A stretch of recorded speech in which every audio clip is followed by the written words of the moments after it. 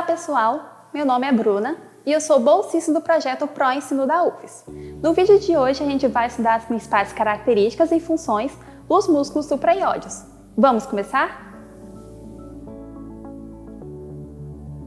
Os músculos supraioides formam um conjunto de 4 pares de músculos.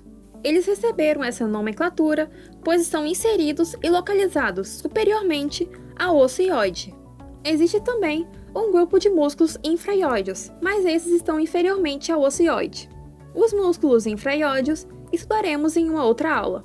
Nessa vista anterior, é possível visualizar os 4 músculos supraioides: o músculo digástrico, com seus 2 ventres, o músculo estiloióide e o músculo miloióide. Do lado esquerdo, o músculo miloióide foi cortado, e assim podemos identificar o 4º músculo supraioide, o músculo genioióide. Já nessa vista lateral, é possível identificar os ventres anterior e posterior do músculo digástrico, o músculo estiloióide e o músculo miloióide.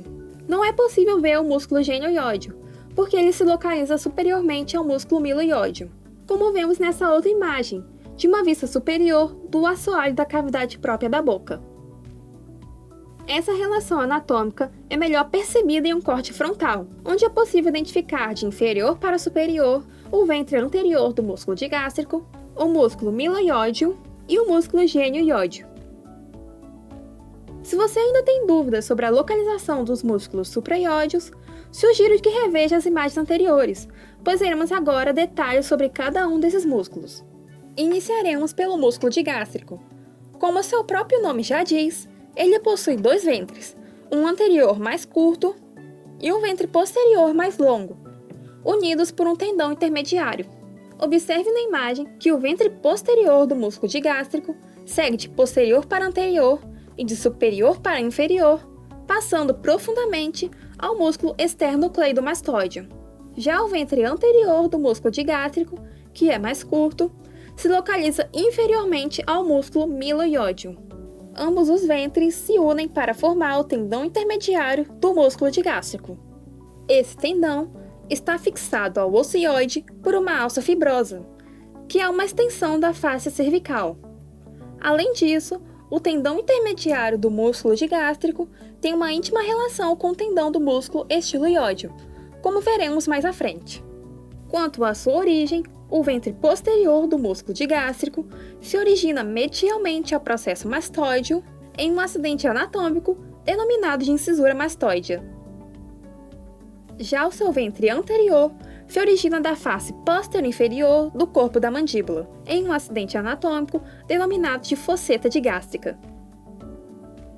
Os ventres anterior e posterior do músculo digástrico, juntamente com a margem inferior da mandíbula, delimitam um trígono submandibular, representado em verde na imagem. Já os ventres anteriores dos músculos digástricos, do lado direito e esquerdo, mais o corpo do osso ióide, delimitam um trígono submentual. O estudo desses trígonos é de grande importância para o cirurgião dentista, mas isso veremos em uma outra videoaula. Um outro músculo supraioide é o músculo estiloióide. Ele é um músculo de formato cilíndrico, fusiforme e delgado. O músculo estiloióide se origina do processo estiloide do osso temporal. Ele então se dirige para anterior e inferior, acompanhando o ventre posterior do músculo digástrico. Já próximo à sua inserção no osso ióide, ele se divide em 2 feixes, formando uma espécie de túnel que envolve o tendão intermediário do músculo digástrico. Ele é o único músculo supraioide que não se fixa na mandíbula. Os músculos digástrico e estiloióide se relacionam com importantes estruturas da cabeça e do pescoço. Nessa imagem, não vemos os 2 músculos, pois superficialmente a eles temos o processo mastoide, o músculo esternocleidomastoide, o ápice da glândula parótida e o corpo da glândula submandibular. O ramo marginal da mandíbula, que é ramo do nervo facial, e a veia facial também passam superficialmente a esses 2 músculos. Nessa imagem, onde o músculo digástrico foi retirado, veremos agora as principais estruturas neurovasculares que transitam profundamente a esses 2 músculos. Temos o nervo vago, o nervo glossofaríngeo e o nervo hipoglosso, além das artérias carótidas interna e externa, a artéria facial e a veia jugular interna. Veremos agora o músculo miloióideo. São dois músculos delgados, porém largos, que formam juntos uma espécie de diafragma, que constitui o assoalho da cavidade própria da boca. Cada músculo possui duas inserções, uma no corpo do ocioide e uma outra na ráfia miloióidea, que é uma estrutura fibrosa que une os dois músculos. Já a sua origem é na face medial do corpo da mandíbula, em um acidente anatômico denominado linha miloióidea. O músculo miloióideo é muito importante para a clínica odontológica. Como vimos, ele forma o assoalho da boca, separando a região sublingual da região submandibular.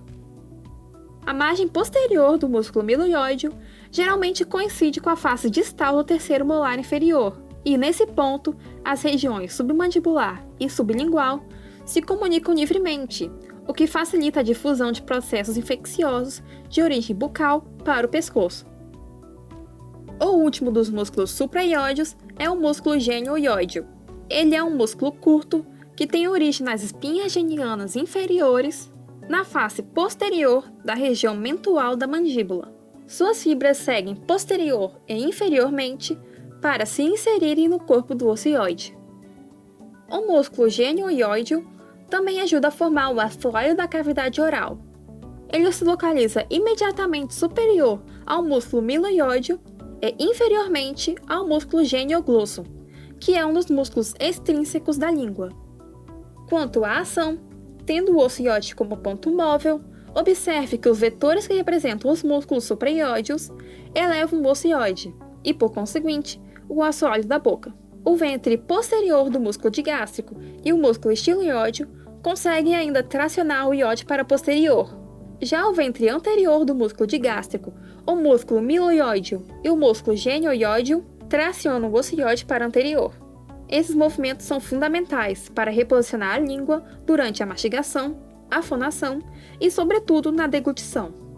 Tendo agora o ocioide como ponto fixo e a mandíbula como ponto móvel, o músculo miloiódeo, o ventre anterior do músculo digástrico e o músculo genioiódeo atuam no abaixamento da mandíbula, confirmando mais uma vez a importância desses músculos na mastigação.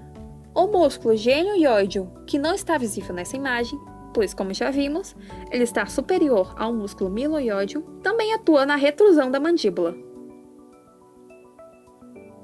Ainda, os músculos supra- e infraiódeos são importantes músculos posturais, pois atuam em conjunto para manter o ocioide em posição. Observe o vetor das forças exercidas sobre o ocioide.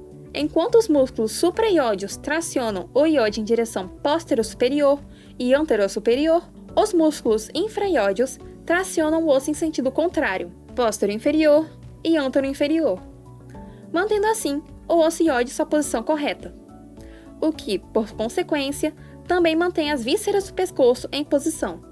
Nas primeiras décadas de vida, o ocioide está mais ou menos entre a terceira e a quarta vértebras cervicais. Contudo, com o envelhecimento e a diminuição da tonicidade dos músculos, o ocioide toma uma posição mais inferior, alterando, por consequência, a posição das vísceras do pescoço e também da língua. Com isso, associado a outros fatores, o indivíduo poderá ter uma diminuição da luz da via aérea, podendo, assim, desenvolver uma apneia obstrutiva do sono. A inervação dos músculos supraioideos está relacionada com suas respectivas origens embriológicas. Assim, temos que a inervação motora do ventre anterior do músculo digástrico e do músculo miloióideo está pelo nervo miloióideo, ramo do nervo alveolar inferior, que é ramo da parte mandibular do nervo trigêmeo. Já o ventre posterior do músculo digástrico e o músculo estiloióideo são inervados por um ramo do nervo facial.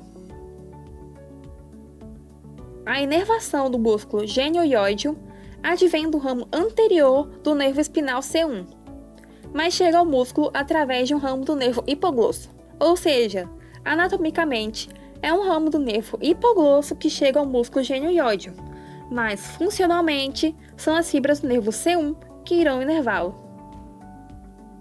Devido ao grande número de anastomoses, mais de uma artéria vasculariza cada um dos músculos supraioides.